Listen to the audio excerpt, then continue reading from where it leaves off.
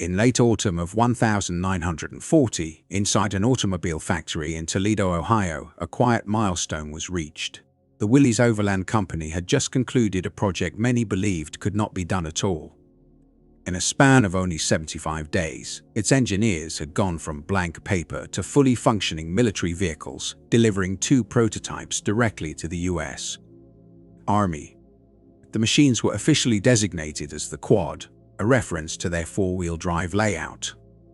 Their appearance was unremarkable: compact dimensions, squared edges, and an unmistakably practical design. There was no ornamentation, no visual drama, nothing that hinted at future fame. At first glance, it was simply another utilitarian tool of war. No one at that moment could have predicted what would follow. Less than 4 years later, German officers on the battlefield would actively seek out these vehicles, sometimes under direct fire, valuing them above almost every other piece of American equipment. Some would even concede openly that the United States had engineered a vehicle their own designers had failed to equal. The story, however, did not begin with admiration. It began with doubt. When early photographs of American reconnaissance vehicles reached German intelligence analysts toward the end of 1941, the reaction was far from impressed. The vehicle looked crude. It lacked doors entirely. Its windshield could be folded forward. The body appeared to be little more than stamped steel panels bolted together, offering minimal protection from weather or combat conditions. To German planners who had invested heavily in their own light utility vehicle, the Volkswagen Kübelwagen, this American design seemed unsophisticated, even careless. Years had been spent refining their approach to military mobility, and this boxy newcomer looked like a shortcut rather than a solution. An internal assessment from early 1942 reflected this mindset. The report described the American vehicle as roughly constructed and technologically underwhelming, not what one would expect from a modern industrial power. German confidence was rooted in their own engineering philosophy. The Kübelwagen, developed under the direction of Ferdinand Porsche and derived from the civilian people's car, was lighter, mechanically simpler, and featured a flat underside that allowed it to glide over rough terrain. Despite lacking 4-wheel drive, the German vehicle performed well in controlled conditions. Engineers believed that intelligent weight distribution and clever design could compensate for mechanical simplicity. From their perspective, adding full 4-wheel drive was unnecessary complexity, extra parts, more failures, and higher costs. This assumption would soon collapse under real-world conditions. The American Jeep was not a rushed improvisation. It was the result of a fiercely competitive process shaped by extreme deadlines, relentless testing, and uncompromising standards. Earlier in 1940, the U.S. Army had issued what many automotive experts considered an almost unreasonable request. The military wanted a lightweight reconnaissance vehicle capable of transporting 3 soldiers and their gear, moving reliably across any terrain, and remaining simple enough that nearly anyone could operate it. It had to survive battlefield abuse, yet be so light that 4 men could physically lift it if it became immobilized. The technical requirements left little room for interpretation. The wheelbase could not exceed 80 inches, overall height was limited to 40 inches, maximum weight was capped at approximately 1,300 pounds. The vehicle needed 4-wheel drive, the ability to climb steep 60% grades, and the capacity to ford through water nearly half a meter deep. Perhaps most demanding of all was the timeline. Manufacturers were given just 49 days from contract approval to deliver a working prototype. The majority of US automakers declined outright, judging the request unrealistic. Only 3 companies chose to attempt it. Among them was the American Bantam Car Company, a small and relatively obscure manufacturer based in Butler, Pennsylvania, previously known for producing compact civilian cars. Against expectations, Bantam succeeded where larger firms hesitated. On September 23, 1940, the company delivered the first fully operational prototype exactly on schedule. What followed would not only reshape military logistics, but redefine what a battlefield vehicle could be, forever altering how wars were fought on the ground. The experimental light vehicle developed by Bantam, known as the Blitz Buggy, performed impressively during its first field trials. From a technical standpoint, it met the Army's urgent need for a fast, lightweight, all-terrain reconnaissance vehicle. However, performance alone was not enough. Military planners quickly identified a serious logistical concern. Bantam was a small manufacturer. In 1939, the company had produced barely 1,200 vehicles. The question was unavoidable: could such a limited operation realistically scale up to produce tens of thousands of vehicles during wartime? To mitigate this risk, the U.S. Army decided to involve larger and more established automotive firms. Two industrial giants were invited to examine Bantam's design and develop their own interpretations. Willys Overland, based in Toledo, Ohio, and the Ford Motor Company both received access to the Bantam prototype. Each company analyzed the vehicle in detail and then produced a competing model that retained the original concept while introducing notable refinements. By late 1940 and into early 1941, the Army found itself evaluating 3 different vehicles derived from the same foundational idea. Each model demonstrated distinct advantages. Bantam had been the first to establish the essential configuration, a compact 4-wheel drive utility vehicle. Willys focused on mechanical performance, equipping its version with the powerful Go Devil engine, capable of generating 60 horsepower, a significant improvement over its rivals. Ford, meanwhile, concentrated on structural and visual refinements, streamlining the body and introducing design elements that would later become iconic, including the flat hood and neatly integrated headlights. After months of intensive testing under harsh conditions, the Army reached its conclusion in July 1941.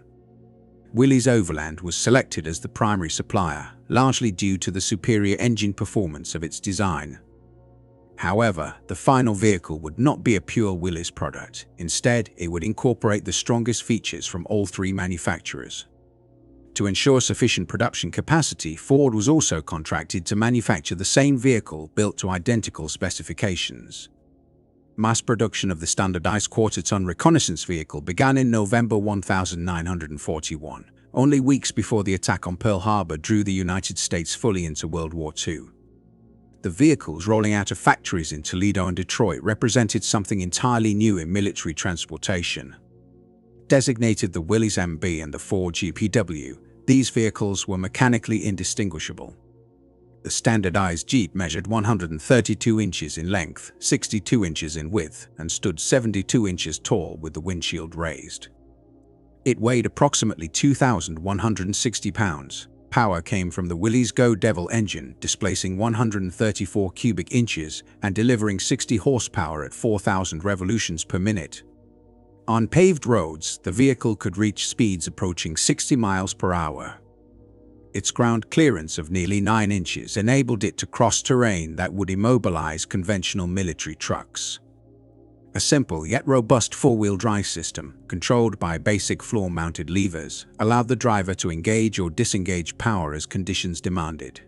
Perhaps most importantly, the vehicle was designed with battlefield practicality in mind. Maintenance could be performed in the field using minimal tools. Unlike civilian engines built to tight tolerances, the Jeep's powertrain favored durability and tolerance for abuse. The looser mechanical clearances, though less refined, proved ideal for combat environments filled with dust, mud, and poor fuel quality. Another crucial advantage was complete parts interchangeability. Components from a Ford-built Jeep could be used to repair a Willys-built vehicle and vice versa. This standardization dramatically simplified logistics and kept vehicles operational even under supply constraints. The name Jeep itself became a symbol of versatility. While its precise origin remains debated, most historians trace it to the spoken form of GP, a military abbreviation commonly associated with general-purpose or government-procured vehicles. During testing in 1941, soldiers began casually referring to the small reconnaissance vehicle as a Jeep. Some believe the nickname was inspired by Eugene the Jeep, a character from the Popeye comic strip known for his ability to go anywhere and accomplish the impossible. The term entered public awareness in February 1941, when a journalist from the Washington Daily News rode in one of the early vehicles and asked its driver what it was called. The simple reply, "It's a Jeep," was published nationwide, and the name quickly gained traction. Willys recognized its commercial value and formally trademarked Jeep in 1943, although troops had already been using the name for years. As the war progressed, the vehicle's reputation grew legendary. General George C. Marshall, Chief of Staff of the U.S. Army, famously described the Jeep as one of America's most significant contributions to modern warfare. War correspondent Ernie Pyle, who accompanied USS forces across multiple theaters from North Africa and Sicily to France and the Pacific, praised the vehicle's reliability and adaptability, comparing it to a loyal animal capable of enduring any hardship. Yet such admiration came only after combat experience proved its worth. In early 1942, as Jeeps began appearing on active fronts, German intelligence officers initially dismissed the small vehicle as insignificant. That skepticism would soon fade. The first direct encounters between German forces and American Jeeps occurred in North Africa in late 1942, marking the beginning of a legacy that would permanently reshape military mobility. When Allied forces launched Operation Torch in November 1942, landing in French-controlled North Africa, it marked a turning point for the United States Army. For the first time in the war, American ground units encountered German and Italian troops face-to-face. Along with soldiers and supplies, an unprecedented number of light vehicles came ashore, most notably the American Jeep, a machine that would soon unsettle Axis military planners. Thousands of these compact vehicles rolled off landing craft and onto North African soil. Until then, German forces had only encountered the Jeep indirectly through intelligence reports or distant observation. Now, for the first time, Axis soldiers could examine up close what American factories were producing on a massive scale. Early German evaluations, compiled from captured documents and battlefield observations in late 1942 and early 1943, were cautiously critical. Analysts acknowledged the Jeep's impressive speed and its ability to traverse rough terrain, but they also highlighted what they considered serious shortcomings. Reports pointed to high fuel consumption, the absence of meaningful armor, and a worrying vulnerability to mines, shrapnel, and even small arms fire. One assessment went so far as to argue that the sheer number of Jeeps in American service reflected industrial excess rather than genuine battlefield necessity. German experts frequently compared the Jeep to their own light reconnaissance vehicles, particularly the Kübelwagen. In theory, they argued, German designs achieved comparable mobility with far less engine power and with simpler, more economical engineering. To many officers, this reinforced the belief that German vehicles were technically superior, if not more elegant. That confidence began to erode in January 1943, when German headquarters in Tunisia inspected their first intact captured Jeep. The examination produced a long list of criticisms. The exposed engine bay appeared vulnerable to sand, mud, and debris. The canvas roof offered no protection against fragments or bullets. Even more alarming was the placement of the fuel tank directly beneath the driver's seat, which German officers viewed as an invitation to disaster. The transmission, with only 3 forward gears, seemed crude compared to the more complex drivetrains of German military vehicles. Yet alongside these criticisms came a series of uncomfortable realizations. Despite its simplicity, the Jeep's power-to-weight ratio stood out immediately. With roughly 60 horsepower moving a vehicle that weighed just over a ton, it accelerated faster than nearly every German light transport in service. Its four-wheel drive system, engaged by straightforward levers on the floor, proved remarkably reliable, even in the deep sand and uneven terrain of North Africa. Most troubling of all was what German intelligence began to uncover about American production capacity. Captured logistical records revealed figures so large that German analysts initially assumed they were exaggerated for morale or propaganda purposes. According to these documents, Willys Overland and Ford were jointly producing Jeeps at peak rates approaching one vehicle every 90 seconds. Intelligence officers recalculated repeatedly, convinced a translation or arithmetic error must exist. None did. By the beginning of 1943, the United States had already manufactured over 177,000 Jeeps.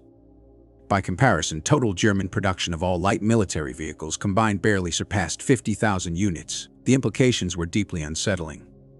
If American industry could generate reconnaissance vehicles in such staggering numbers, what might it achieve with tanks, artillery, or aircraft? It was around this time that German field reports from Tunisia began noting a new behavior among frontline troops: the deliberate capture of American jeeps. Following the Battle of Kasserine Pass, where German forces initially forced U.S. units into retreat, withdrawing Wehrmacht formations made a point of seizing every functional jeep they encountered. After-action reports emphasized the unexpected value of these captured vehicles, particularly for command, liaison, and reconnaissance duties. As the North African campaign unfolded, the reasons for this shift became increasingly obvious. Tunisia's terrain was unforgiving, a mixture of rocky mountain passes, soft sand-filled wadis, and coastal roads in poor condition. Many German vehicles struggled in these environments. The Kübelwagen, though ingeniously designed, lacked sufficient engine power to climb steep inclines while fully loaded. Its rear-wheel drive layout, adequate on test courses and paved roads, often failed under combat conditions where traction and rapid movement could mean survival. Heavier German transports posed a different problem. They consumed large quantities of fuel, placing immense strain on supply lines that were already stretched thin by Allied air attacks and logistical shortages. The Jeep, in contrast, seemed almost perfectly matched to North Africa. Its engine delivered enough torque to pull it up slopes that halted German light vehicles. The four-wheel drive system provided consistent traction in sand and mud where rear-wheel drive machines became immobilized. Just as important was something German equipment increasingly lacked: a steady flow of spare parts. American logistics proved astonishingly effective. Maintenance depots held vast inventories of replacement components, and supply dumps were stocked in quantities German mechanics could scarcely believe. As a result, captured Jeeps could be kept operational for long periods simply by salvaging parts from American stores. By mid-1943, the Jeep was no longer merely an object of criticism within German intelligence circles. It had become a symbol of something far more alarming: the overwhelming industrial strength of the United States, and the realization that the war was no longer being decided solely by engineering finesse, but by production, logistics, and scale. In the spring of 1943, while the North African campaign was reaching its final phase, a German reconnaissance commander stationed in Tunisia made a revealing observation. Ober Wolfgang Müller, who led a mobile scouting battalion, recorded in his personal diary that his unit had recently seized several American military vehicles during a skirmish, specifically 6 U.S. packs of RAF Army Jeeps. What followed surprised even him. Rather than being evaluated or stored, the vehicles were immediately pressed into frontline service.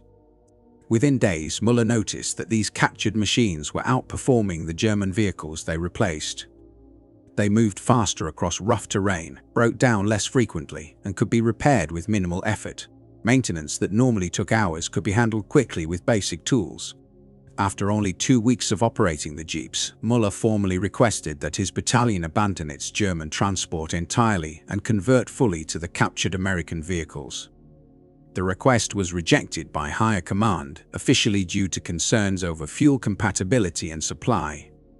Müller responded with frustration in his journal, pointing out that the German Kübelwagons assigned to his unit were consuming nearly the same amount of fuel while traveling significantly shorter distances. From his perspective, the logistical argument made little sense. Only weeks later, the wider war rendered the issue irrelevant. In May 1943, Axis resistance in North Africa collapsed completely. On May 13th, German commander Jürgen von Arnim surrendered, bringing the campaign to an end. Roughly 250,000 German and Italian troops were taken prisoner. As Allied forces swept through abandoned positions, they discovered vast amounts of destroyed or discarded equipment. Among it were hundreds of American Jeeps vehicles that, to Allied surprise, had been actively used by German units. Allied intelligence teams tasked with inventorying captured Axis material were struck by how frequently American vehicles appeared in German motor pools. Subsequent interrogations of captured officers revealed a clear and consistent trend. When German units had the option of using either their own light vehicles or captured American Jeeps, the majority chose the American option without hesitation. Some formations had relied on captured jeeps for extended periods, in some cases for several months. Maintenance logs recovered from German units reinforced this pattern. The American vehicles often accumulated more active service hours than comparable German transports. While fuel supply had once been cited as a concern, it proved largely irrelevant by this stage of the war, as German logistics in North Africa were already breaking down beyond repair. By June 1943, reports summarizing these findings reached senior German leadership in Berlin. The conclusions were deeply uncomfortable. American industry was producing military vehicles on a scale Germany simply could not approach. The Jeep, which German planners had initially dismissed as crude and unsophisticated, had proven exceptionally effective in reconnaissance, transport, and support roles.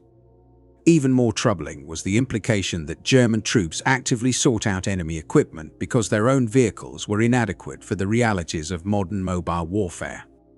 Some German officers proposed accelerating development of four-wheel drive versions of existing light vehicles in an attempt to close the gap. Others argued that such efforts were futile. Germany, they claimed, could not match American industrial output and should instead concentrate on areas where German engineering still held an edge: heavy armor, artillery, and defensive weapons. The debate never reached a resolution. By the middle of 1943, German industry was under relentless pressure from Allied bombing campaigns. Maintaining existing production levels had become a struggle, let alone introducing entirely new vehicle designs. Any hope of fielding a true counterpart to the American Jeep vanished. Germany would continue the war with the equipment it already possessed. Across the Atlantic, the situation was very different. Jeep production in the United States not only continued but accelerated. By the end of 1943, more than 360,000 units had been built. Manufacturing had reached an extraordinary level of efficiency. At Willys' Toledo plant, assembly line workers could complete an entire Jeep from individual components to a finished vehicle in under 3 hours. The system behind this achievement was as impressive as the output itself.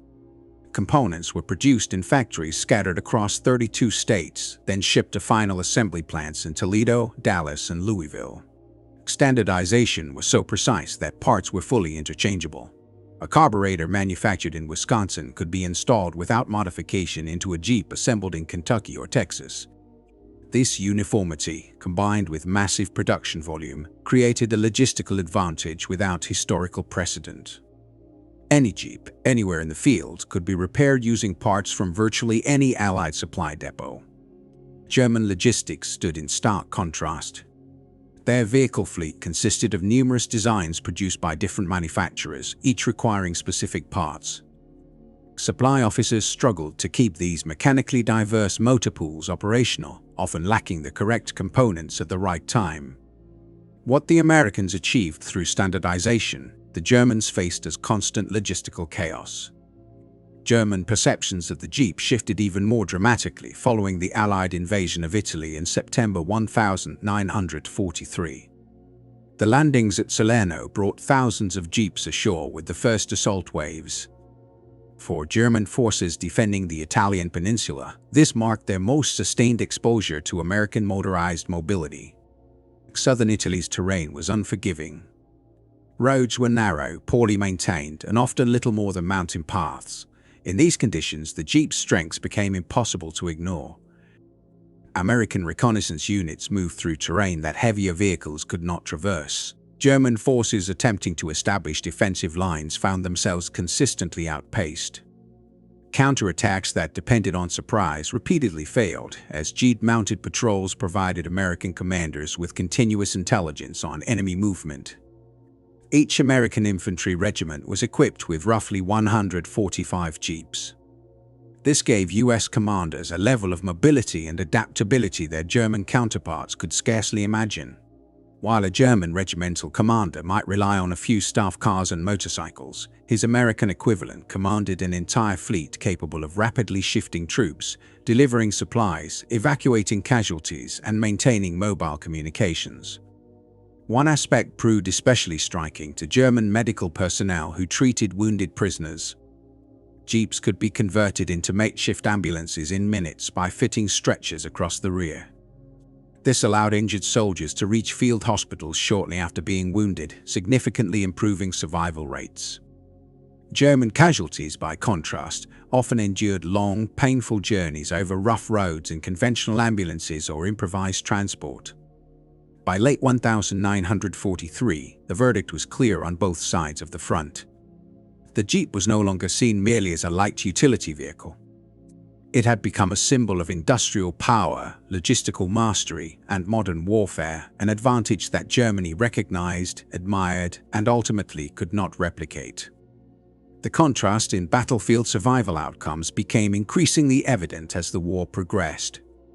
One factor stood out clearly: the speed with which wounded American soldiers were evacuated and treated. German medical officers who fell into Allied captivity frequently expressed astonishment at how rapidly injured U.S. troops were removed from combat zones. Specialized transport vehicles, capable of moving across mud, snow, rubble, and rough terrain, ensured that casualties reached medical stations far faster than German forces considered possible. By late 1943, this technological gap was no longer dismissed by senior German leadership. In December of that year, General Lieutenant Friedrich Schultz, captured near the Italian town of Cassino, was questioned by American intelligence personnel. During the interview, he was asked to evaluate U.S. military equipment. His response was direct and unambiguous. Among all American material, he explained, German High Command held the greatest respect for one vehicle above all others: the Jeep. According to Schultz, it was the piece of equipment German units most actively sought to seize and repurpose. Coming from a veteran officer with years of frontline experience, this admission represented a dramatic shift from the dismissive attitudes recorded in German reports from early 1942. As 1944 began, the value of captured American Jeeps had become so widely acknowledged within German formations in Italy that official regulations were issued governing their operation. Any seized U.S. vehicle was required to display clear German markings to avoid accidental attacks by friendly forces. Dedicated maintenance teams were trained specifically to service Jeep engines and drivetrains. Fuel supplies, despite being increasingly scarce, were deliberately prioritized for these captured vehicles, even though they consumed more gasoline than standard German transport such as the Kiebelwagen. The logic behind this decision was practical rather than sentimental. A single Jeep could often complete reconnaissance or liaison tasks that would otherwise require multiple German vehicles. Its combination of speed, long operational range, and true off-road capability made it exceptionally efficient. Even when accounting for its higher fuel usage, German commanders concluded that the tactical benefits outweighed the logistical costs. Units that successfully integrated captured Jeeps reported immediate improvements in battlefield mobility. Reconnaissance patrols were able to penetrate deeper into Allied-held territory, covering greater distances in less time than had ever been possible with German light vehicles. The Jeep's four-wheel drive system allowed continued operations during rain, snow, and heavy mud conditions that frequently left German transports immobilized. Intelligence advantages were substantial. From a distance, a German patrol traveling in an American Jeep could easily be mistaken for USS forces, allowing it to approach enemy positions before suspicion was raised. Mechanical dependability further enhanced its appeal. Breakdowns were rare, and the straightforward engineering meant even lightly trained mechanics could perform repairs directly in the field without specialized equipment. The most striking demonstration of German demand for American Jeeps occurred during the Ardennes offensive in December 1944. As part of Operation Greif, Adolf Hitler assigned SS officer Otto Skorzeny the task of leading special units behind American lines. The mission depended on deception, speed, and confusion. Skorzeny insisted that his men be equipped with captured American vehicles, especially Jeeps, to blend in convincingly with U.S. forces. His request called for no fewer than 100 Jeeps. German supply officers searched extensively, contacting units across the rear areas and combing through storage depots for captured American equipment. Despite these efforts, and despite the operation having Hitler's personal approval, they were able to assemble only around 30 usable Jeeps. The shortage forced Skorzeny to disguise German vehicles to resemble American ones, an imperfect substitute that highlighted how rare intact captured Jeeps actually were. The difficulty of acquiring them underscored a broader reality. American forces deployed Jeeps in overwhelming numbers, while German troops had limited opportunities to capture them undamaged. Those commandos who did receive authentic American Jeeps found them ideal for infiltration. Wearing US uniforms and driving genuine American vehicles, German soldiers successfully passed through Allied-controlled areas during the early stages of the Battle of the Bulge. Their presence triggered widespread suspicion among American troops, leading to aggressive checkpoint inspections and impromptu interrogations based on cultural trivia and slang. Captured operatives later spoke highly of the Jeep's performance. They emphasized how its acceleration enabled rapid withdrawals, how its agility helped avoid roadblocks, and how its sheer ubiquity meant another Jeep on the road attracted little notice. Although Operation Greif failed to achieve its strategic objectives, it clearly demonstrated how effective American equipment could be even in enemy hands. The Jeeps functioned reliably throughout the operation, reinforcing the view that any limitations stemmed from fuel shortages rather than design flaws. The Allied landings in France in June 1944 further illustrated the scale of American mobility. During the opening weeks of Operation Overlord, approximately 20,000 Jeeps were brought ashore. For German defenders in Normandy, the sight was staggering. They now faced an opponent whose ability to move troops, supplies, and commanders across the battlefield far exceeded anything previously encountered. Every German after-action report from the Normandy campaign made reference to this imbalance. American operational flexibility, driven in large part by the widespread use of Jeeps, repeatedly disrupted German defensive plans. What had once been dismissed as a crude utility vehicle had become, by 1944, one of the most decisive tools of modern mechanized warfare. During the Second World War, a fundamental contrast existed between the mobility of German and American infantry divisions. Most German formations still depended heavily on horse-drawn logistics, with only a small percentage of their transport fleet powered by engines. In sharp contrast, US infantry divisions were built around full mechanization. This difference reshaped battlefield dynamics. American units could redeploy faster, mass their forces with greater speed, and react to emerging dangers far more efficiently than their German counterparts. At the center of this American mobility advantage stood a deceptively simple vehicle, the Jeep. Far more than basic transportation, it functioned as a reconnaissance vehicle, mobile headquarters, radio carrier, weapons platform, medical evacuation vehicle, and all-purpose hauler. German officers captured during the Normandy campaign repeatedly pointed to the Jeep when asked which American equipment impressed them most. One such officer was Oberst Hans von Luck, commander of a Panzer reconnaissance battalion. In his post-war memoirs, he recalled commandeering an American Jeep after his own vehicle was destroyed. For several weeks, he relied on it personally. According to von Luck, the Jeep outperformed German reconnaissance vehicles in nearly every category, with the notable exception of fuel consumption. Fuel, however, was precisely the Achilles heel for German forces in France during the summer of 1944. Chronic shortages meant that even when intact American Jeeps fell into German hands, keeping them operational became increasingly difficult. As supply lines collapsed, some German commanders restricted captured Jeeps to only the most urgent missions, hoping to stretch dwindling fuel reserves. Others were forced to abandon the vehicles entirely once fuel ran dry. This created an ironic and frustrating situation. German units desperately wanted American Jeeps, fully aware of their tactical value, yet often lacked the resources to use them effectively. Only a limited number of formations, primarily elite SS Panzer divisions that received priority fuel allocations, were able to keep captured Jeeps running throughout the Normandy campaign. These units consistently reported that, despite their thirst for fuel, the Jeeps remained unmatched for reconnaissance work. The operational flexibility and speed they provided outweighed their higher fuel consumption. One SS officer reportedly told Allied interrogators that, if fuel were not an issue, his unit would willingly exchange 2 Keebler wagons for a single American Jeep. A closer technical comparison explains why this preference was so widespread. The German Kübelwagen was significantly lighter, weighing roughly 1,600 pounds compared to the Jeep's approximately 2,100 pounds.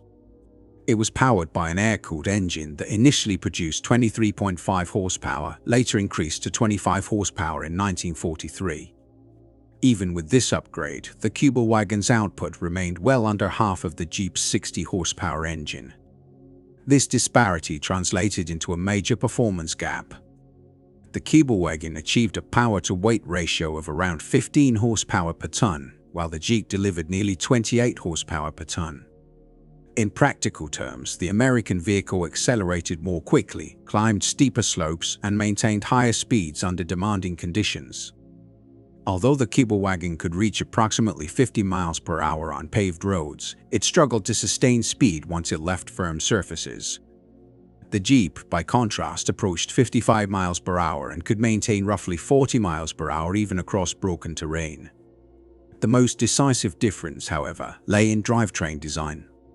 The Kübelwagen relied on rear-wheel drive combined with a self-locking differential and portal reduction hubs. This clever engineering gave it respectable off-road capability, especially given its flat underbody, which allowed it to slide over obstacles rather than snag on them. In sand, mud, or snow, its low weight and smooth underside sometimes gave it an edge. Yet in steep terrain, obstacle negotiation, or any situation demanding maximum traction, the Jeep's four-wheel drive proved overwhelmingly superior. Delivering power to all four wheels allowed the Jeep to climb slopes and cross obstacles that were simply beyond the Kübelwagen's capabilities. US tests demonstrated that a fully loaded Jeep could climb gradients of up to 60%, while the German vehicle struggled to exceed 30% under comparable conditions. Reliability further widened the gap. The Kübelwagen's air-cooled engine was mechanically simple, but its limited power output meant it often ran near its maximum capacity during combat operations. This constant strain accelerated wear and increased the likelihood of mechanical failure. The Jeep's more powerful engine, by contrast, usually operated well below its limits, reducing stress and extending its service life. Maintenance and logistics also favored the American design.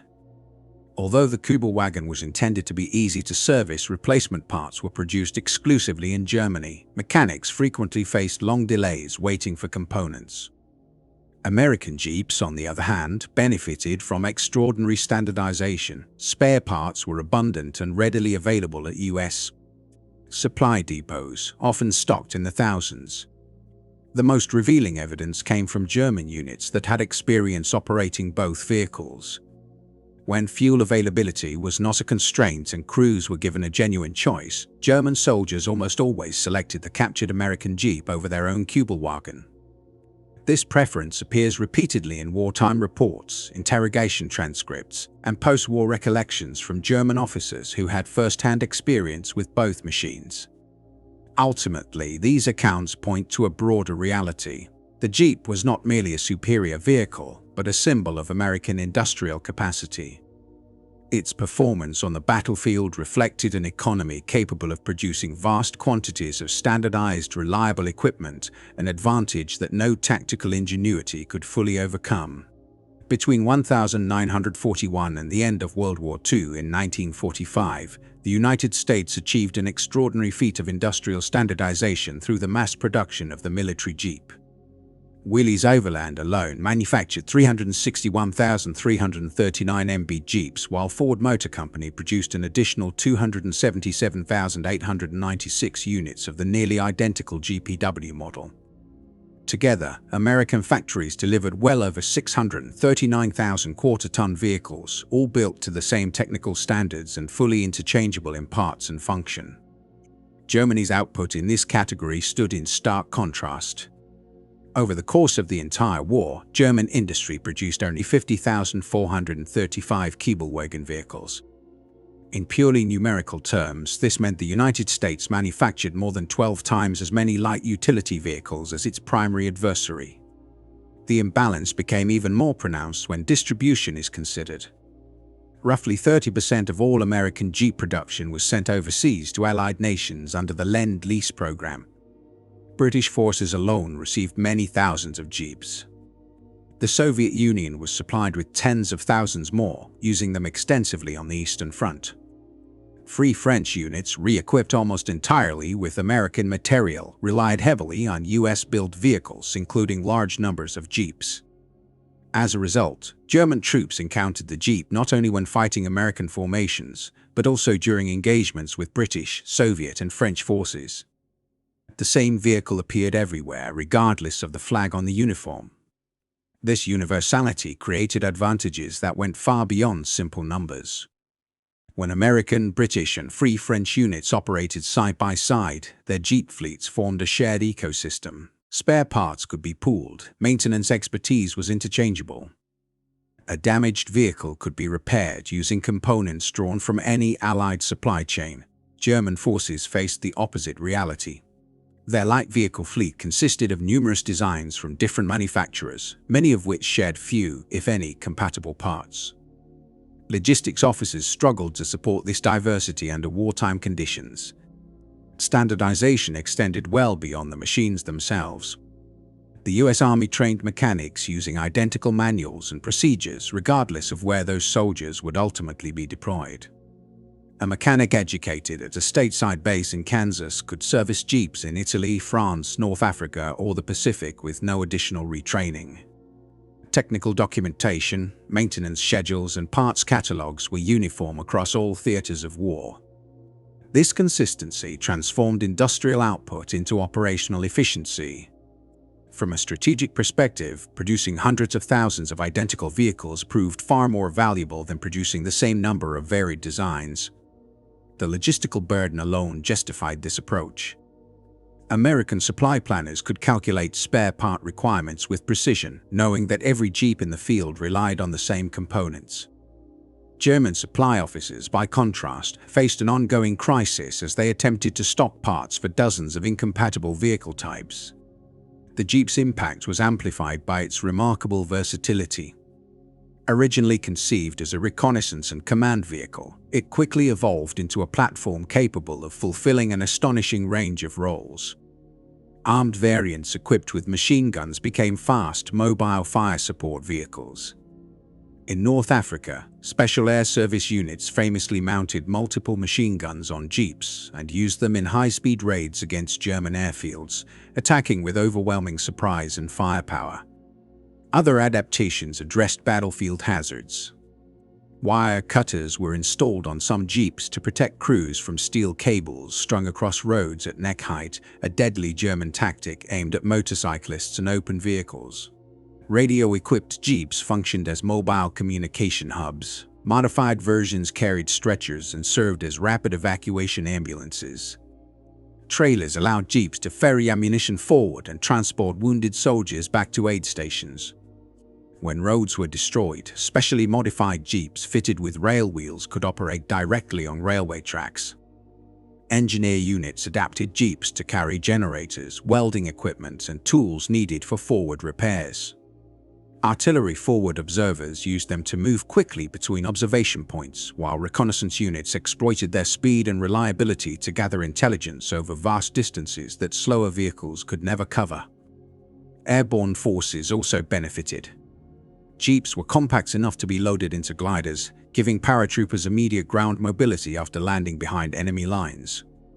Amphibious versions were developed as well, though these proved less successful than the standard land model. Still, the underlying design proved extraordinarily adaptable. With minimal tools and local materials, units could convert a basic Jeep into a mission-specific vehicle in a matter of hours or sometimes minutes. German light vehicles, while often well-engineered for their intended roles, lacked this flexibility. The Kübelwagen performed effectively as a reconnaissance car, but its design left little room for modification. Its limited engine power meant that additional equipment, armor, or weaponry quickly reduced its effectiveness. The Jeep, by comparison, possessed enough power margin to absorb extra weight while retaining acceptable mobility. The strategic importance of the Jeep was later acknowledged at the highest level. General Dwight D. Eisenhower, Supreme Commander of Allied forces in Europe, identified the Jeep as one of 5 pieces of equipment he considered most critical to Allied victory in Africa and Europe. The others were the C-47 transport aircraft, the 2.5-ton truck, the bulldozer, and the DUKW amphibious vehicle. Notably, none of these were frontline combat weapons. All were tools of movement, supply, and construction enablers of modern mobile warfare.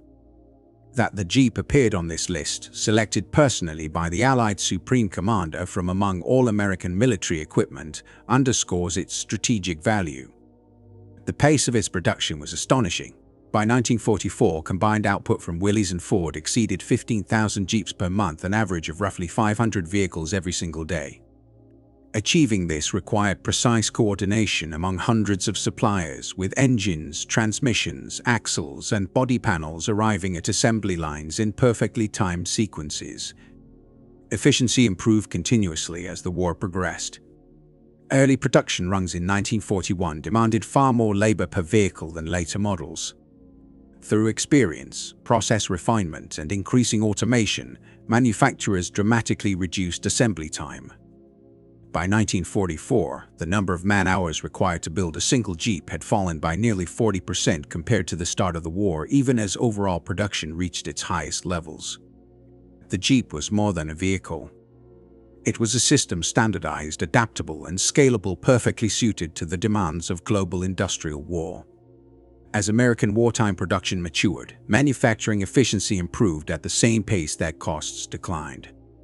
When the first contracts for the new light utility vehicle were signed in July 1941, each unit carried a price tag of roughly $739. This figure steadily fell as factories refined their methods, standardized components, and eliminated bottlenecks.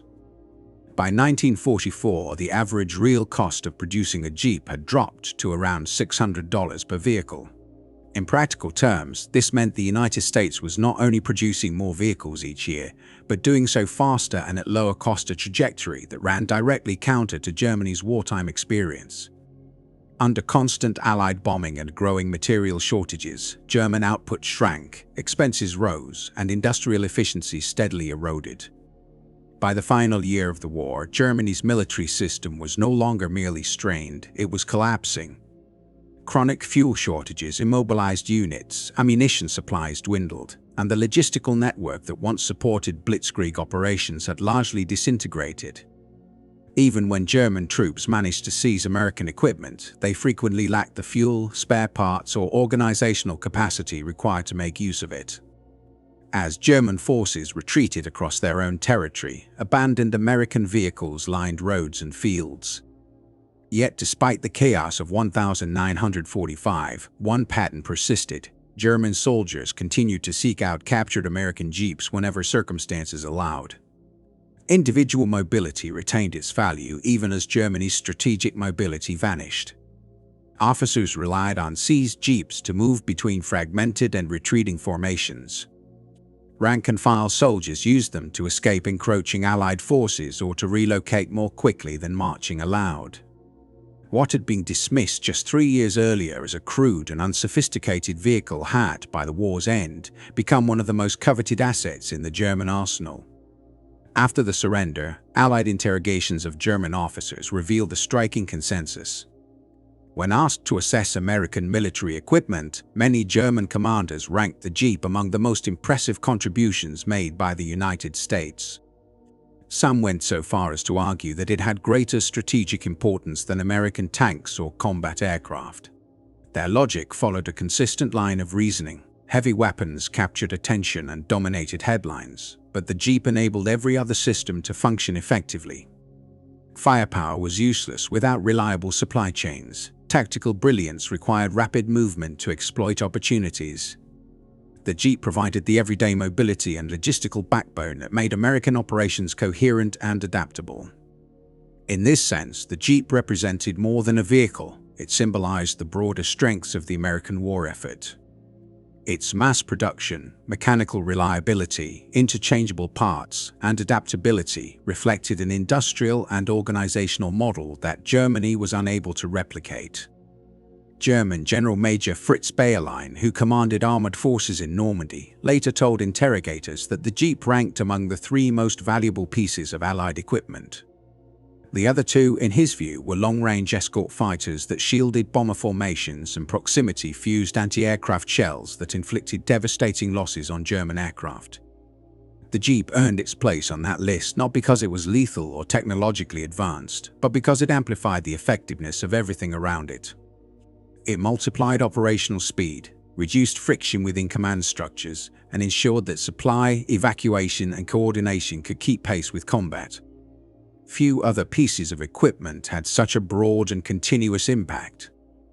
The evolution of German perceptions toward the American Jeep reflects one of the most complete reversals of opinion during the war. In 1941 and early 1942, German intelligence dismissed it as inferior, too simple, too lightly built, and lacking refinement compared to German designs. By 1943, frontline units actively hunted for Jeeps on the battlefield. By 1944, specialized German maintenance teams were trained specifically to service captured examples. Even in the final months of 1945, as defeat became inevitable, German soldiers continued to praise American Jeeps above nearly all other Allied equipment. This shift mirrors the larger trajectory of the conflict itself. Germany entered the war convinced of its technical superiority, tactical doctrine, and military professionalism. Early victories reinforced that confidence. But over time, American industrial scale, organizational flexibility, and pragmatic engineering overwhelmed Germany's initial advantages. The Jeep embodied this reality. It was not the most complex light vehicle available, and German engineers could identify features of the Kübelwagen that were arguably more elegant or cleverly designed. Yet elegance mattered less than volume, durability, and uniformity.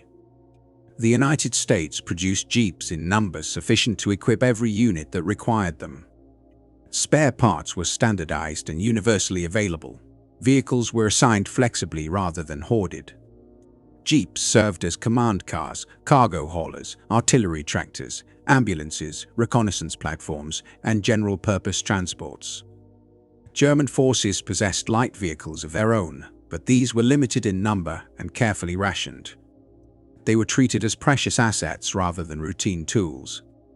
American abundance changed how wars could be planned and fought. Commanders operated under the assumption that vehicles would be available when needed. Losses could be replaced quickly from depots holding thousands of units. German commanders, by contrast, were forced to design operations around scarcity. Vehicle allocations were tightly controlled, and plans were constrained by what could realistically be supported. These limitations shaped strategic options long before a battle began. German soldiers recognized this disparity earlier than their senior leadership. On the ground, they observed that American units moved faster, evacuated wounded more efficiently, and adjusted to changing conditions with remarkable speed. Supplies arrived promptly. Commanders appeared wherever they were needed. Much of this advantage stemmed from the simple fact that American mobility was routine rather than exceptional. Captured American depots told the same story. Warehouses overflowed with spare parts specifically for Jeeps. Organizational charts revealed that even small American formations were allotted multiple vehicles. On the battlefield, Jeeps were omnipresent, carrying generals, towing guns, delivering ammunition, or transporting casualties. Their mechanical simplicity meant that many damaged vehicles could be returned to service quickly with minimal tools.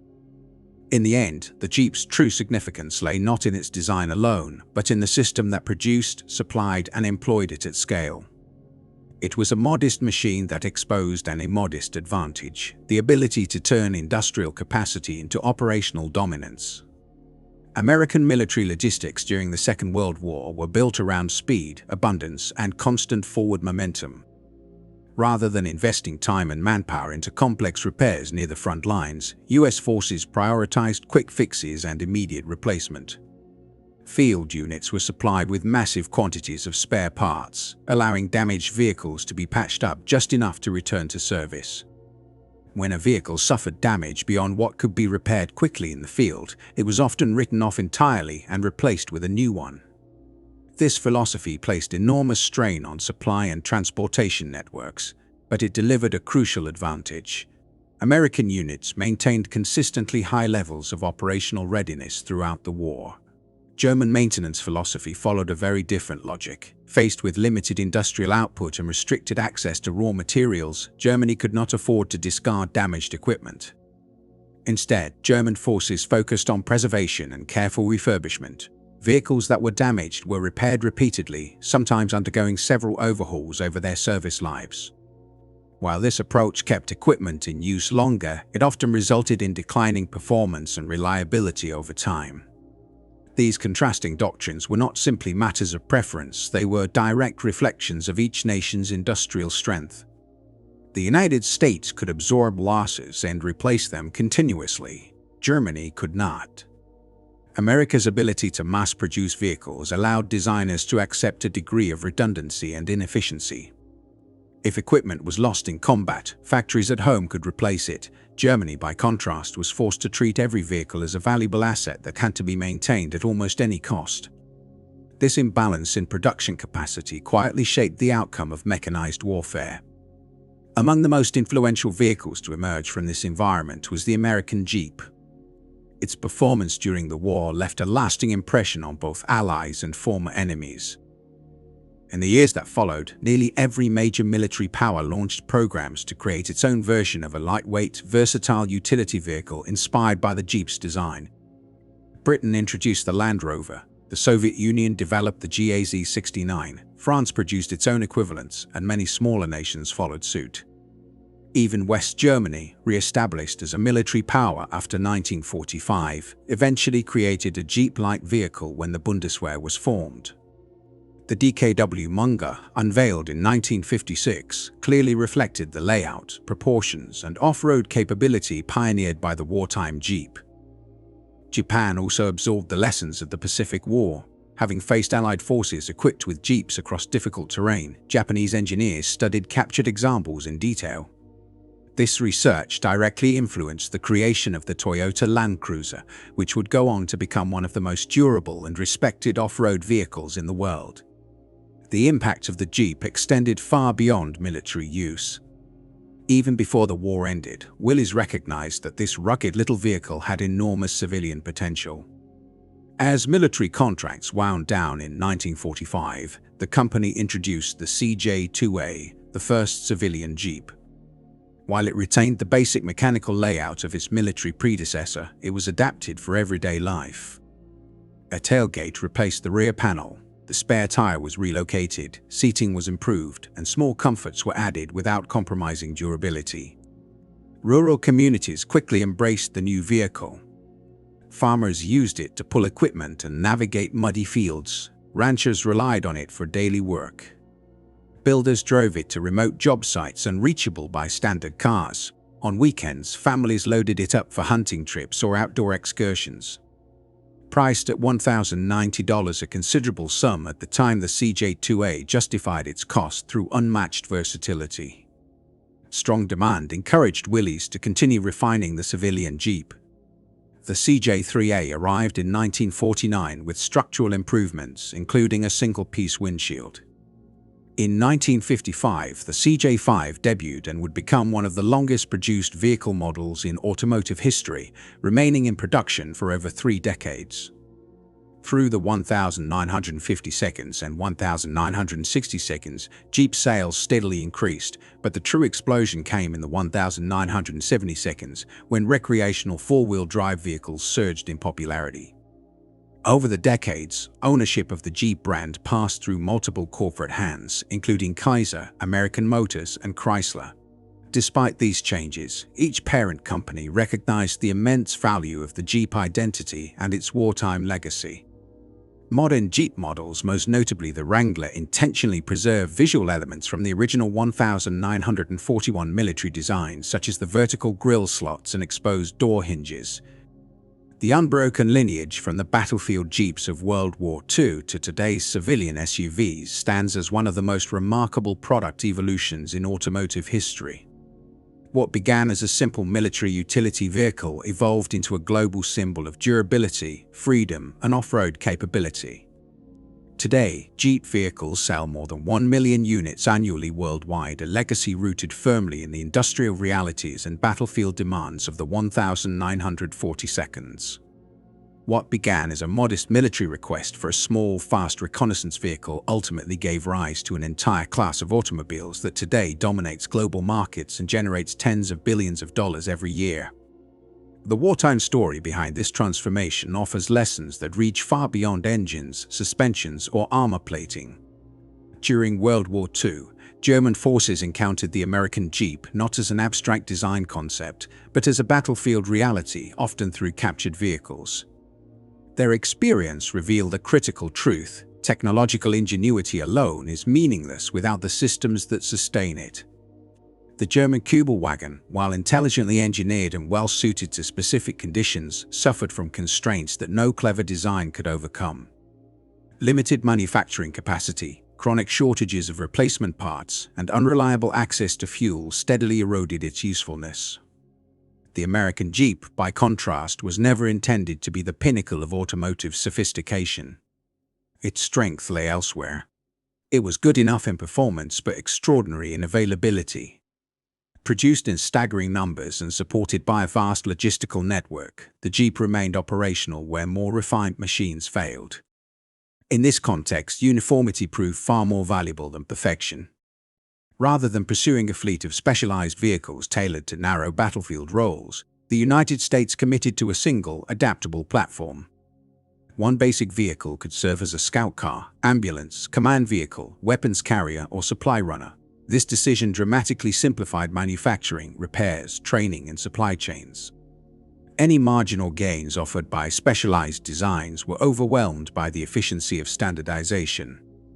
This philosophy extended into engineering practices themselves.